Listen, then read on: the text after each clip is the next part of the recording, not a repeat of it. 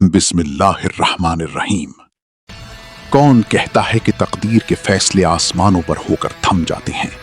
कभी कभी तकदीर अपनी बागडोर उन मर्दाने हक के हाथ में दे देती है जो समंदरों के सीने पर अपनी तारीख लिखने का हुनर जानते हैं। किस्त नंबर 2 में हमने देखा कि जंजीरें कट गईं और दो भाइयों के मिलाप ने एक नए अज़्म को जन्म दिया।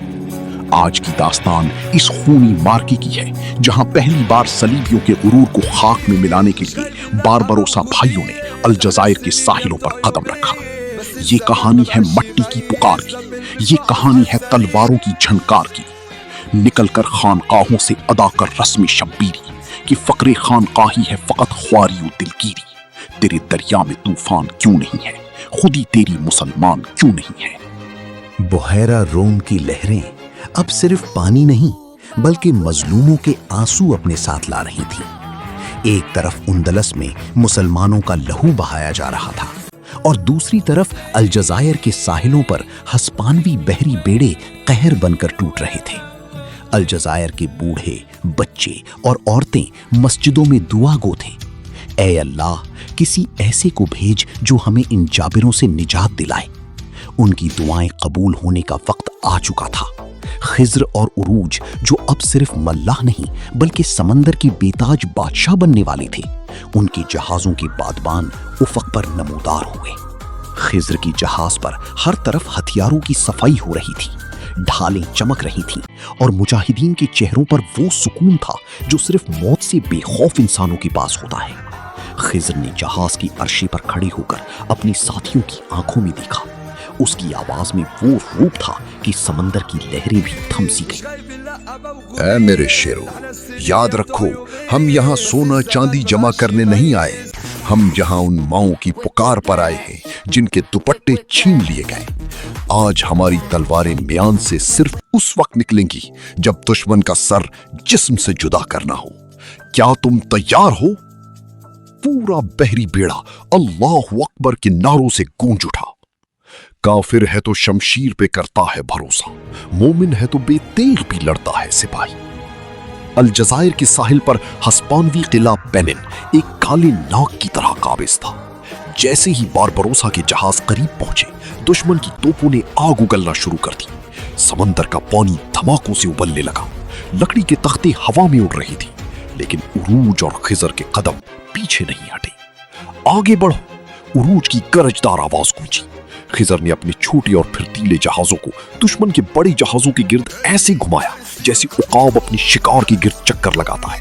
अचानक बारबरोसा के जहाजों से लंगर फेंके गए और वो दुश्मन की जहाजों से जुड़ गए। अब ये तोपों की नहीं बल्कि दस्त पर दस्त लड़ाई थी। खिज्र जहाज के एक रस्से को पकड़कर दुश्मन के अर्शे पर कूद गया। उसकी तलवार बिजली की तरह चमकी और पहले ही वार में दुश्मन के 2 सिपाहियों के सर कलम कर दिए। हर तरफ खून के फव्वारे छूट रहे थे, लोहा लोहे से टकरा रहा था और चिंगारियां निकल रही थीं। खिज्र की आंखों में वो जलाल था कि दुश्मन उसके सामने आने से कतराते थे। वो एक सिपाही नहीं, वो मौत का फरिश्ता लग रहा था। एक तरफ उरूज पाशा अपनी बाईं तलवार से दुश्मनों की सफ़ें चीर रहे थे और दूसरी तरफ खिज्र का वार दुश्मन की ढालों के परखच्चे उड़ा रहा था। झपटना, पलटना, पलट कर झपटना, लहू गर्म रखने का है एक बहाना। घंटों जारी रहने वाले इस खूनी खेल के बाद हस्पानवी कमांडर की गर्दन जब खिज्र के कदमों में गिरी तो दुश्मन के हौसले पस्त हो गए। अलजजायर की आवाम जो साहिल से ये मंजर देख रही थी, दीवाना वार साहिल की तरफ बढ़ी। पहली बार अलजजायर की फजाओं में हस्पानवी झंडे की जगह इस्लाम का परचम लहराया। उरूज और खिज्र जब शहर में दाखिल हुए तो फूलों की जगह आंसुओं से उनका इस्तकबाल किया गया। वो आंसू जो बरसों की गुलामी के बाद आजादी की खुशी में निकले थे। इस फतह ने साबित कर दिया कि अब समंदर पर किसी एक का राज नहीं चलेगा। खिज्र ने शहर के चौक में खड़े होकर ऐलान किया, आज से अलजजायर का कोई यतीम खुद को तन्हा न समझे, क्योंकि जब तक बारबरोसा के भाइयों के जिस्म में खून का एक कतरा भी बाकी है, कोई जालिम यहां कदम नहीं रख सकता। उरूज ने खिज्र के कंधे पर हाथ रखा और कहा, भाई ये तो सिर्फ एक शहर है, हमें तो पूरे समंदर को खिलाफत उस्मानिया का हिसार बनाना है। अलजजायर तो फतह हो गया, लेकिन क्या ये फतह इतनी आसान रहेगी? यूरोप के बादशाह अब तिलमिला उठे थे। एक मल्लाह ने उनकी सल्तनत को चैलेंज कर दिया था। अब एक बड़ा इत्तेहाद बनने वाला था।